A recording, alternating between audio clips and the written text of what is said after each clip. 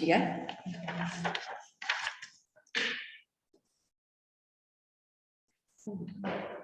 Welcome to the decision session for the Executive Member for Housing and Safer Neighbourhoods. I'm Councillor Denise Craghill, the Executive Member. So agenda item 1 is declarations of interest. I don't have any declarations of interest to declare. Moving on to item 2 is the minutes of the previous 2 meetings held on the 17th of February and the 17th of March. And I'm happy to approve and sign the minutes of those meetings. The second meeting was actually, the decisions were made by Councillor Smalley in my place, as I wasn't able to attend, but I did watch the whole meeting from home, and I'm told I can sign those minutes. Fine. So that will be done. Yep. Okay. Agenda item 3 is public participation, and we don't have anybody registered to speak. That's correct. So moving on to item number 4 is the consultation outcome on the public space protection order within the city walls. And I think, is that Jane? Yes, it is. It is. So the consultation has been completed. We had 78 responses to the survey. Of those, 93% supported the reinstatement of the PSPO. I think as we head into the summer period, we know that antisocial behaviour tends to increase. This year will be the nearest to normality that we've had for the last 3 summers.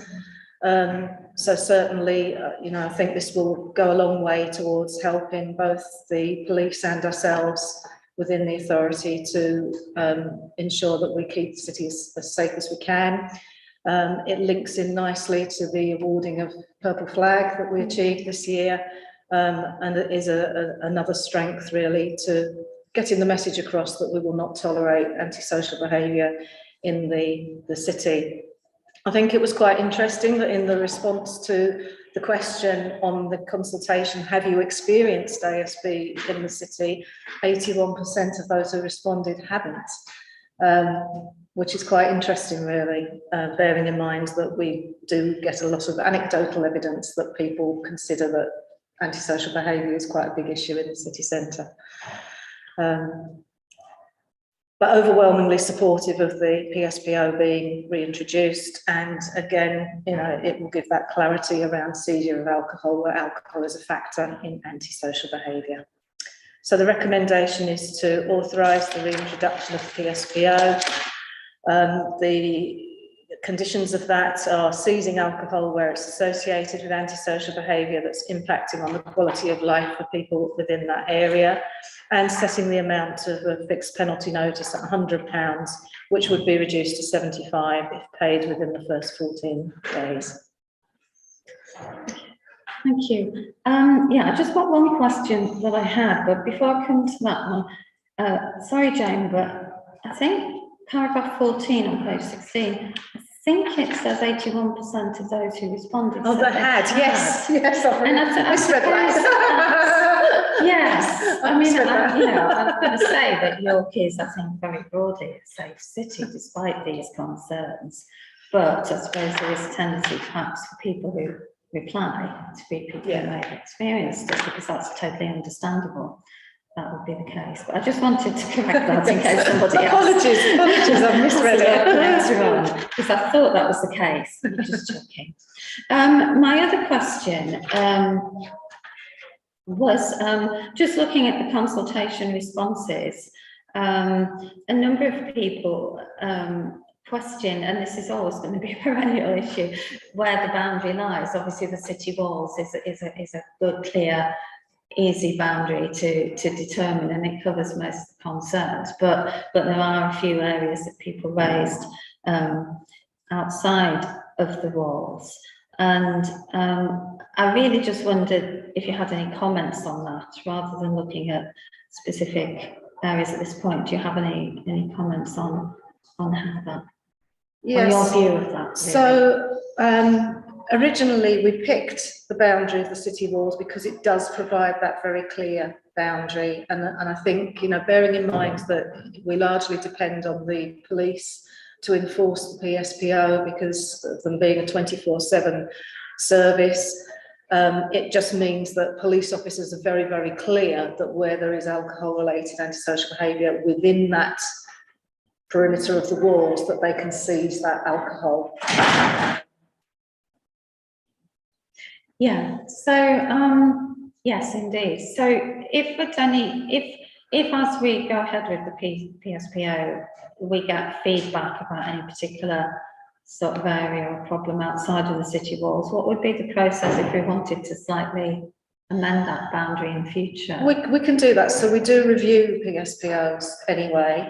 But what I would say is that PSPO is just one tool, and it doesn't stop us from tackling antisocial behaviour that occurs in other areas. And, you know, when we had the original discussions, when the first PSPO was put in place for the city centre, we looked at within the ring road as a possible boundary.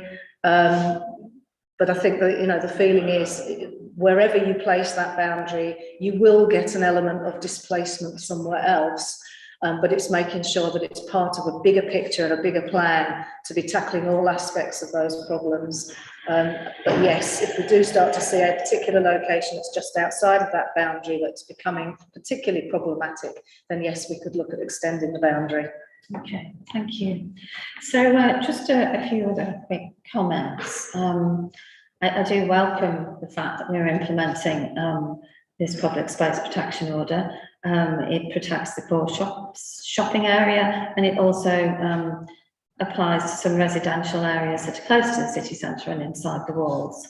And as I say, whilst York City Centre is generally a very safe place, I think it's important to say there is that minority of people who clearly are behaving in unacceptable ways, and that is having an impact on others and on people's perceptions of the city centre.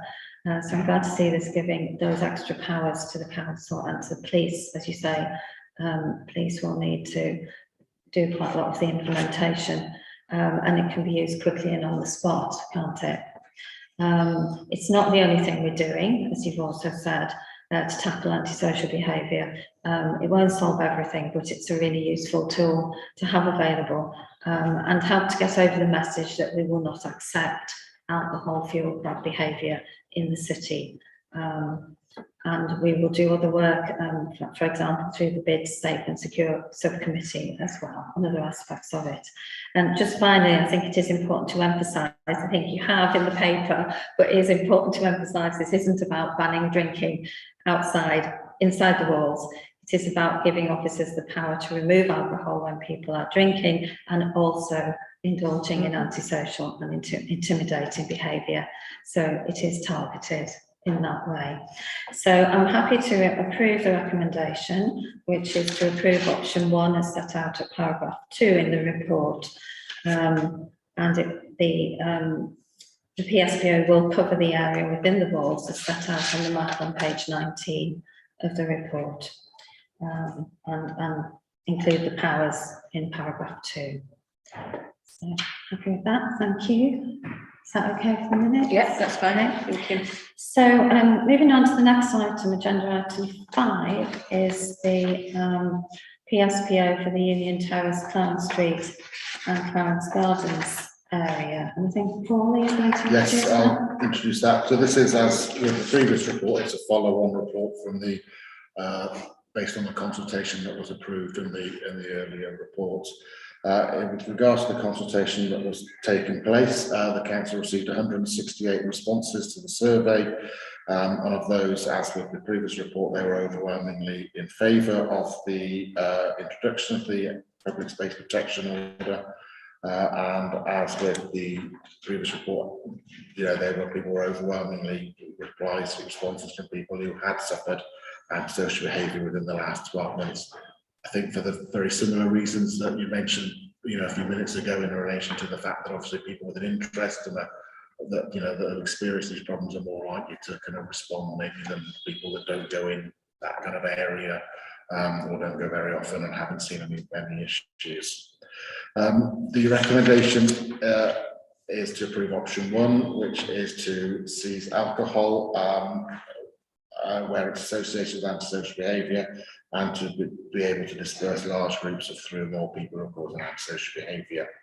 As part of the consultation, there was a high degree of comments from local residents asking that the area be extended because of the risk of dispersals.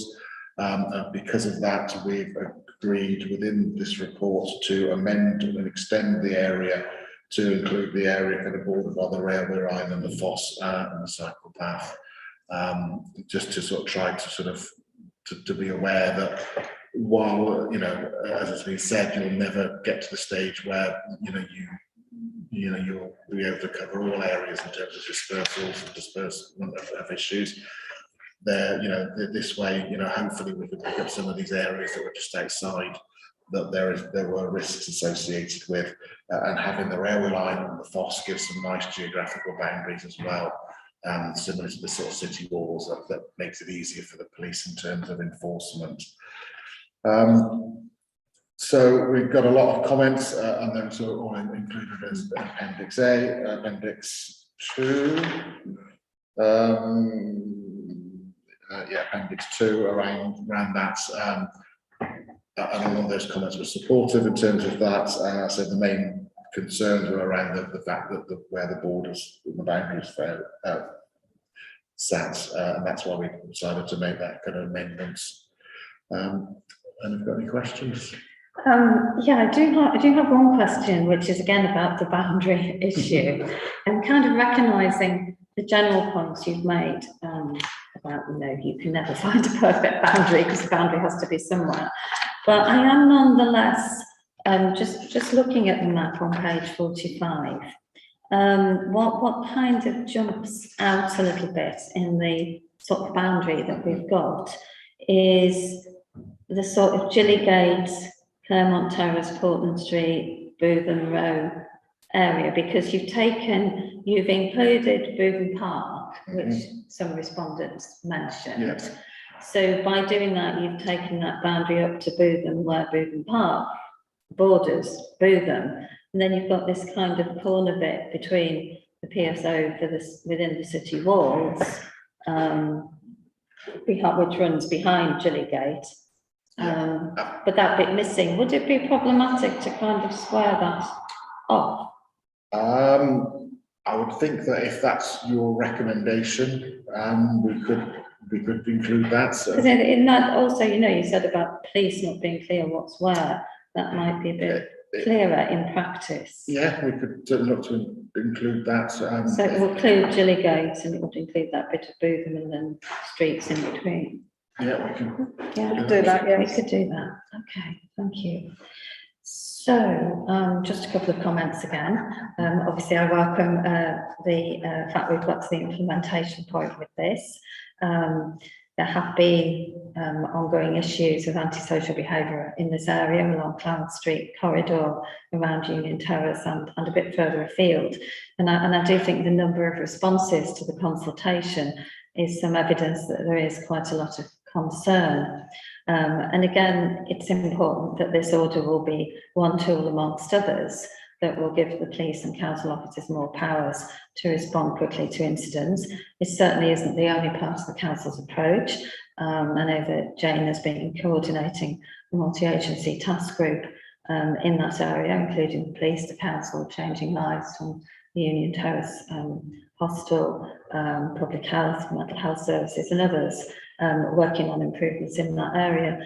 And I also think it's worth noting that the council, just in response to a few of the other comments about, this is enforcement, it's a tool that we use carefully to enforce and educate, encourage and then enforce, but we also do we do have other policies that support perhaps people from in the hostel, people, we spend over 1.6 million on alcohol and drug rehabilitation services.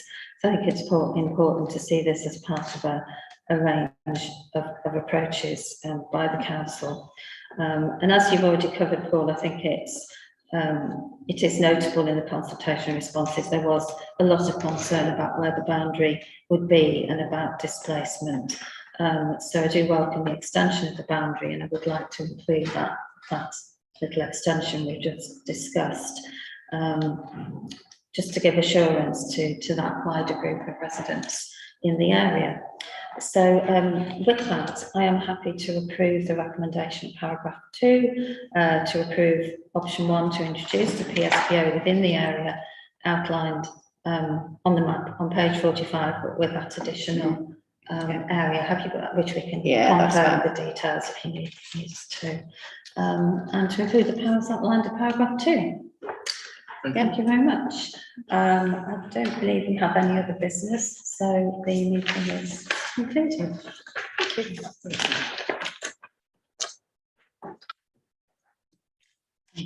Thank you.